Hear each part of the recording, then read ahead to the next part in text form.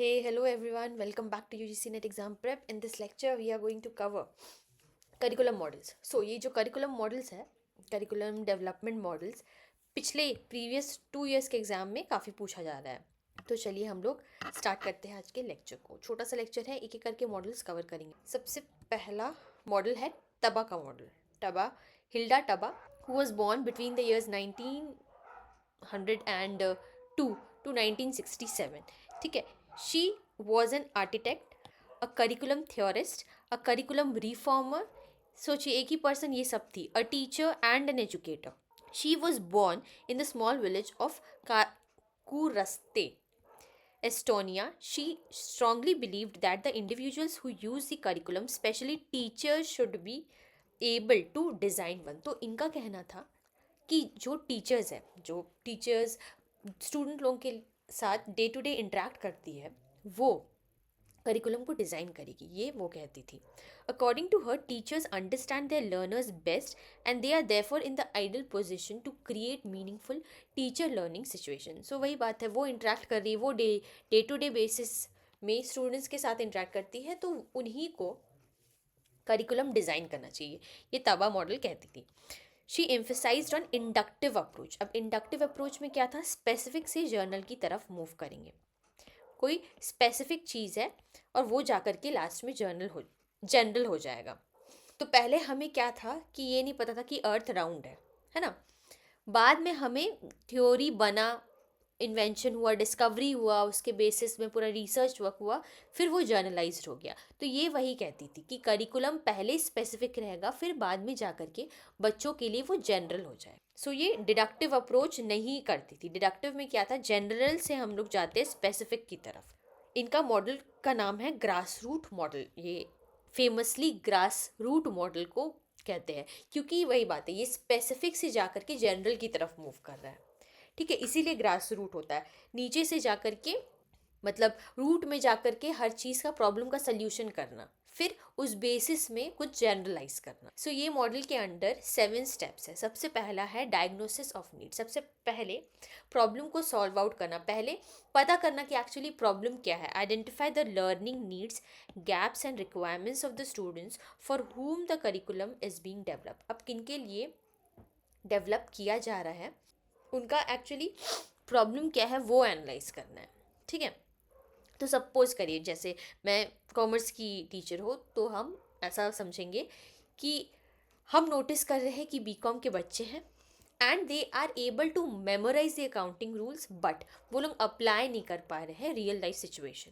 फिर सेकेंड क्या है यहाँ, फॉर्मुलेशन ऑफ ऑब्जेक्टिव्स. तो मैं साथ के साथ इसके एग्जाम्पल समझाते जा रही हूँ ताकि ये आपको ना एक्चुअली रटना ना पड़े, समझ में आ जाए स्टेप बाय स्टेप. फिर इसका हम लोग एक मेमोरी ट्रिक देखेंगे, फिर आपको पूरा अच्छा से ये वाला क्लियर हो जाएगा और याद भी हो जाएगा मॉडल साथ के साथ. ठीक है. तो सेकेंड स्टेप क्या है, formulation of objective. Specify clear instructional objectives that address the identified needs and guide the learning outcomes. तो सेकेंड स्टेप क्या कह रहा है कि सबसे पहले तो नीड हम लोग आइडेंटिफाई कर लेंगे, उसके बाद ऑब्जेक्टिव डिटरमाइन करेंगे. लर्निंग ऑब्जेक्टिव क्या है, नीड्स के हिसाब से ऑब्जेक्टिव सेट होगा. तो हमारा ऑब्जेक्टिव्स क्या हो जाएगा, student should be able to prepare the final accounts. So BCom के बच्चे हैं, मेमोराइज तो कर ले रहे हैं बट अप्लाई नहीं कर पा रहे. तो अप्लाई करने के लिए किस टाइप का करिकुलम क्रिएट होगा, यहाँ वो हम बताना चाह रहे हैं. तो student should be able to prepare the final accounts, उनको प्रॉफिट लॉस एनालाइज कर पाए, वो अकाउंटिंग कॉन्सेप्ट को रियल लाइफ सिचुएशन में, रियल जो डे टू डे सिचुएशन में है उसमें अप्लाई कर पाए. ये मेरा ऑब्जेक्टिव्स है. ठीक है, सेकेंड स्टेप में. फिर थर्ड स्टेप क्या हो जाता है, सिलेक्शन ऑफ कंटेंट. अब क्या है, ऑब्जेक्टिव्स भी हो गया कि कंटेंट है वो रेलिवेंट होना चाहिए जो हेल्प करेगा ऑब्जेक्टिव्स को अचीव करने के लिए. Right. Choose appropriate subject matter aligned with the objectives, ensuring that the selected content valid होना चाहिए, रेलिवेंट और मीनिंगफुल होना. तो इसमें क्या होगा, जैसे कि ऑब्जेक्टिव है, कंटेंट क्या होगा इसके अंदर कि ट्रेडिंग अकाउंट कैसे बनाएंगे. तो उसे बच्चों को समझाना पड़ेगा कि ट्रेडिंग अकाउंट कैसे बनाना है, P&L कैसे बनाना है, बैलेंस शीट कैसे क्रिएट करना है. और छोटा छोटा केस स्टडी लेंगे बिजनेस का, डिफरेंट बिजनेस का, स्मॉल स्केल बिजनेसेस का केस स्टडी लेंगे. नेक्स्ट क्या स्टेप है कि ऑर्गेनाइज करेंगे कंटेंट को, arrange the content in a logical sequence taking into account learners maturity level, prior कुछ नॉलेज है वो बच्चा का वो सोचना है, इंटरेस्ट एंड एकेडमिक रेडीनेस। सो इस स्टेप में क्या हो रहा है, फर्स्ट स्टेप में क्या करेंगे, बेसिक अकाउंटिंग टर्म समझाएंगे बच्चों को।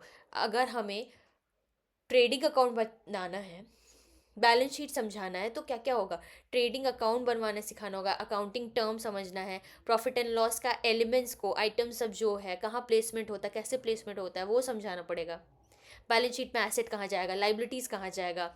तो ये सब चीज़ organisation of content, previous knowledge को देखते हुए बच्चों का हम लोग कंटेंट फिर डिसाइड करेंगे। नेक्स्ट आता है हमारा selection of the learning experience, choose appropriate teaching learning activities that helps the students meaningfully interact with the content.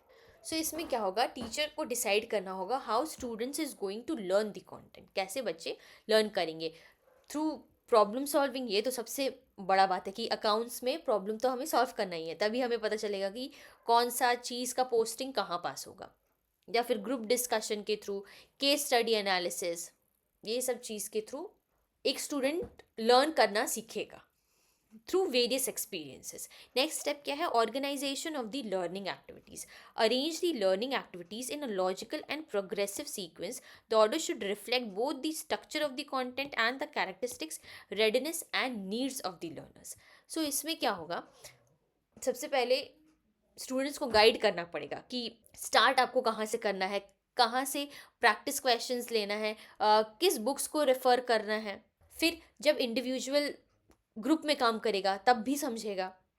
उसके बाद हालांकि ये बी कॉम के क्लासेस या फिर एम कॉम के क्लासेस में असाइनमेंट देने से, क्वेश्चंस देने से काम हो जाता है, तो यहाँ प्रॉब्लम सॉल्विंग ऐसे ग्रुप गैदरिंग का ज़रूरत एक्चुअली नहीं पड़ता है। एंड में असाइनमेंट एंड प्रेजेंटेशंस के थ्रू चीज़ें क्या है, lot of things becomes clear. Then towards the end semester हमें क्या होता है, प्रेजेंटेशन वगैरह देना पड़ता है, या फिर ग्रुप डिस्कशन उस टाइम पे होता है। सो इस तरीक़ा से लॉजिकली सब चीज़ें करते जाना पड़ेगा। लास्ट में क्या है, evaluation, develop suitable evaluation procedures to assess whether the learning objective have been actually achieved in, ठीक से अचीवमेंट हुआ है कि नहीं। लास्ट में क्या होगा कि टेस्ट देना है ना, रिटन टेस्ट हो गया, फिर प्रॉब्लम सॉल्विंग होगा, अकाउंटिंग का क्वेश्चंस दिया जाएगा, उसे बच्चे सॉल्व करेंगे, ठीक से वो पोस्ट कर पा रहे हैं कि trading account, balance sheet, trial balance वगैरह ठीक से क्रिएट कर पा रहे हैं कि नहीं। And towards the end project work दिया जाएगा to prepare the final accounts, पूरा का पूरा फाइनल अकाउंट्स वो हम लोग से मतलब बच्चे लोग क्रिएट कर पा रहे हैं कि नहीं वो देखा जाएगा। तो ये हो गया हमारा इवैल्यूएशन। कुछ भी फर्दर इम्प्रूवमेंट चाहिए तो ये भी स्ट्रक्चर करिकुलम में इनकॉर्पोरेट किया जाएगा। तो ये हमारा पूरा का पूरा स्टेप हो गया। सबसे पहले डायग्नोस करेंगे हम लोग जो भी ज़रूरत है बच्चों का, बीकॉम का बच्चों का कोई भी ज़रूरत है कि वो लोग मेमोराइज कर पा रहे हैं एंड क्या नहीं कर पा रहे हैं, वो लोग अप्लाई नहीं कर पा रहे, तो उसके लिए कुछ ऑब्जेक्टिव्स क्रिएट किया गया है कि फाइनल अकाउंट्स वगैरह सब समझाना पड़ेगा। फिर सेलेक्शन ऑफ कंटेंट क्या है, ट्रायल बैलेंस सिखाना है, प्रॉफिट एंड लॉस सिखाना है, राइट। फिर ऑर्गेनाइजेशन ऑफ द कंटेंट, कुछ भी प्रायर नॉलेज है उनका उस बेसिस पे ऑर्गेनाइज करना है कि वही बात है, ट्रेडिंग अकाउंट वगैरह सबको सिखाना है, ऑर्गेनाइज करना है, एक एक करके पहले जर्नल एंट्री सिखाना होगा, देन लेजर सिखाना है, देन क्या सिखाना है हमें, ट्रेडिंग एंड लॉस सिखाना, पी एंड एल सिखाना। तो ऐसे करके लॉजिकल सीक्वेंस में ऑर्गेनाइज करना पड़ेगा पूरा कंटेंट को। फिर क्या है, selection of the learning experience, तो अब उन्हें प्रॉब्लम सॉल्विंग देना पड़ेगा ग्रुप डिस्कशन के through, class study analysis, case study analysis के थ्रू पूरा वो लोग लर्न करेंगे अकाउंट्स को। देन फिर क्या है, organisation of the learning activities and structure and logical manner में पूरा चीज़ क्या हो जाएगा, स्ट्रक्चर एंड लॉजिकल मैनर में through the assignment, through the practical questions वो लोग समझेंगे एंड फाइनली उस चीज़ को टीचर्स लोग एनालाइज करेंगे। ये हो गया हमारा पूरा का पूरा टबा का मॉडल। हमको लग रहा है अब ये चीज़ पूरा क्रिस्टल एंड क्लियर हो गया होगा थ्रू दी एग्जाम्पल, आप लोगों को मेमोराइज भी फटाफट हो जाएगा। ये देखिए छोटा सा है ये वाला DOCOLOE, तो निमोनिक है।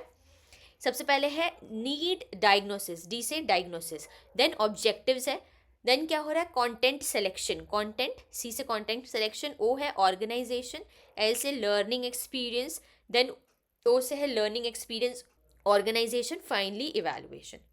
ठीक है, ये लैडर अप की तरफ जाएगा, इवैल्यूएशन सबसे एंड में आ रहा है, right. So this was the model. अब इनका लिमिटेशंस क्या है? Taba model highlights the importance of broad participation, सब कोई पार्टिसिपेशन करें, insisting that curriculum decisions should involve those who work directly with the students, primarily teachers. कि ये democratic phase है कि सब टीचर्स लोग इन्वॉल्व रहेंगे, करिकुलम बनेगा जो कि हेल्पफुल रहेगा बच्चों के लिए। बट ये स्ट्रेंथ है, हालांकि कुछ लिमिटेशंस है कि डेमोक्रेसी तो हो रहा है कि सबको इन्वॉल्व रहेंगे, बट यहाँ टेक्निकल और स्पेशलाइज्ड नॉलेज चाहिए। बहुत टीचर्स लोगों के पास ये चीज़ नहीं होता है, उनके पास टाइम भी नहीं होता है, स्किल भी नहीं होता है ना, एक्सपर्टीज़ नहीं होता है करिकुलम बनाने के लिए। तो इस केस में प्रॉब्लम हो जाएगा, क्योंकि हर कोई हर काम नहीं कर सकता। अगर टीचर्स जा करके, मेरे हिसाब से अगर टीचर जा करके टीच कर रहे हैं एंड करिकुलम भी डिज़ाइन कर रहे हैं, तो टाइम कैसे मिलेगा? टीचर सब चीज़ नहीं कर सकते, टीचिंग ही बहुत बड़ा टास्क हो जाता है, तो one person can't do everything. So this is one of the limitation of Taba's model, right. So this was all about today's lecture. I hope you like the lecture. अगर कोई भी problem हो, कोई भी डाउट हो, kindly ask me in the comments. I would love to give a reply to that. So once again, thank you for watching the lecture. Keep studying, take care, and bye bye.